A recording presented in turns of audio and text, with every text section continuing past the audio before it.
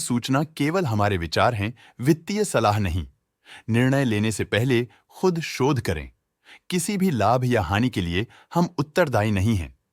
आज हम देख रहे हैं केएसबी लिमिटेड के 2025-26 Q1 की standalone financial performance. Starting with the sales, पिछले क्वार्टर से सेल्स में 12% का इंक्रीज हुआ है, मगर कंपनी ने पिछले साल के मुकाबले 3% का सेल्स इंक्रीज रिपोर्ट किया।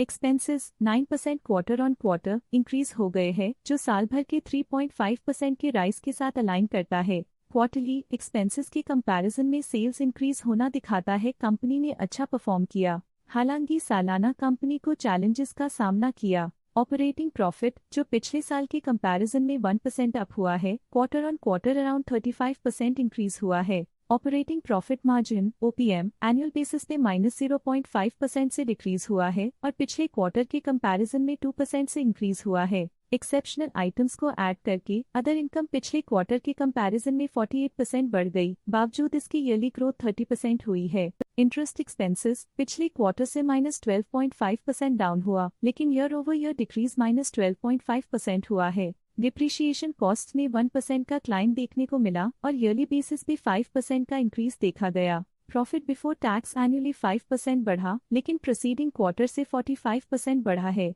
इस साल कंपनी ने 24.5% टैक्स पे किया और क्वार्टरली कंपनी ने 23.5% टैक्स पे किया है। नेट प्रॉफिट ने ईयर ऑन ईयर 6% का इंक्रीज दिखाया, लेकिन लास्ट क्वार्टर से 48.5% का इंक्रीज हुआ है। इस क्वार्टर में कंपनी का परफॉर्मेंस काफी अच्छा रहा। वहीं अगर एनुअल एनालिसिस की बात करें तो इस साल कंपनी का परफॉर्मेंस ठीक रहा। अर्निंग्स पर शेयर EPS में साल भर में 0% का इंक्रीज देखा गया, लेकिन क्वार्टरली में 48% की बढ़ोतरी भी नजर आई। इस क्वार्टर में कंपनी का EPS काफी अच्छा रहा। केएसबी लिमिटेड के फाइनेंशियल स्नैपशॉट को रिव्यू करते हुए कुछ मुख्य ट्रेंड्स सामने आए हैं जो कंपनी की परफॉर्मेंस पे रोशनी डालते हैं। जून 2022 से जून 2025 तक केएसबी लिमिटेड की फाइनेंशियल जर्नी में सबसे पहले बात करते हैं सेल्स की। इस साल सेल्स में 10.5% की वृद्धि हुई है और पिछले 4 सालों में 55% की वृद्धि हुई है, जो एक निरंतर अपवर्ड ट्रेंड को दर्शाता है। पिछले 3 साल से सेल्स लगातार बढ़ती जा रही है, जो मार्केट एक्सपेंशन और कंज्यूमर डिमांड में वृद्धि को दर्शाता है।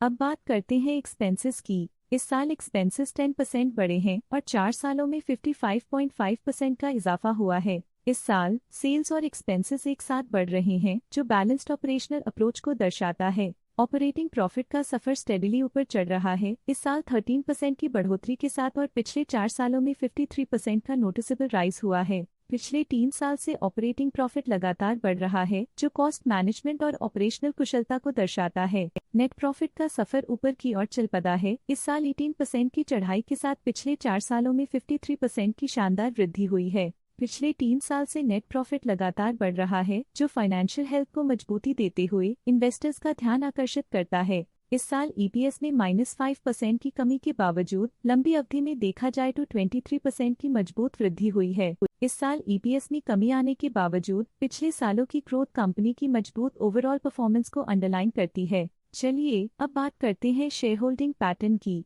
केएसबी की शेयर होल्डिंग रिपोर्ट्स कुछ इस प्रकार की हैं, जो अननोन 2025 के तक चलता है। ये रिपोर्ट कंपनी के शेयर्स की डिटेल्ड जानकारी देता है, जिसमें promoters, promoter groups, foreign investors, public investors और सरकारी एंटिटीज शामिल हैं। पब्लिक हेल्थ शेयर्स का परसेंटेज 2025 के में 14.27% से 2025 के में 14.12% तक डिक्रीज हो गया। इस डिक्रीज से साफ है कि इस टाइम पीरियड में कंपनी में पब्लिक का हिस्सा डिक्रीज हुआ है। जब कंपनी के शेयर्स का अधिकतम हिस्सा प्रमोटर्स, FII, DII या गवर्नमेंट के पास होता है, तब ये माना जाता है कि कंपनी मजबूत हाथों में है, जो स्थिरता और मजबूत समर्थन को दर्शाता है और इस मार्केट की स्थिरता बनी रहती है। DII, डोमेस्टिक इंस्टीट्यूशनल इन्वेस्टर्स, ने अपना शेयर होल्डिंग 2025 में 11.06% से 2025 में 11.39% तक इंक्रीज किया। ये बताता है कि डोमेस्टिक इंस्टीट्यूशंस ने कंपनी में अपना इंटरेस्ट 0.33% तक इंक्रीज किया है। फॉरेन इंस्टीट्यूशनल इन्वेस्टर्स की शेयर होल्डिंग में थोड़ा डिक्रीज आया 2025 के से 2025 के में, जो दिखाता है कि फॉरेन इंस्टीट्यूशंस ने अपने स्टेक को क्वार्टर टू क्वार्टर -0.18 से डिक्रीज किया है, जिसे पता चलता है कि उन्होंने अपनी इन्वेस्टमेंट्स को पुल बैक किया है। ये था कंपनी का करंट शेयर होल्डिंग पैटर्न। आज के लिए फाइनेंशियल सेक्टर में इतना ही। देखने के लिए धन्यवाद। स्टॉक लेटेस्ट न्यूज अपडेट के लिए चैनल को सब्सक्राइब करें और वीडियो को लाइक एंड शेयर करें।